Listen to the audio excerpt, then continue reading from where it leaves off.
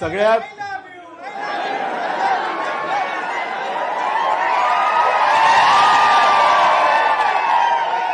एक तुम्ही काम करा, तुम्ही इथे या.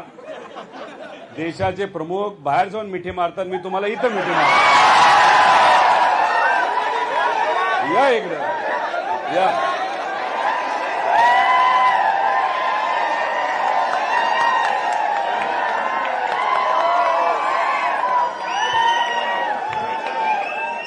भारताच्या बाहेरच्या दुसऱ्या माणसांवर मिठी कशाला मारायची? आपल्या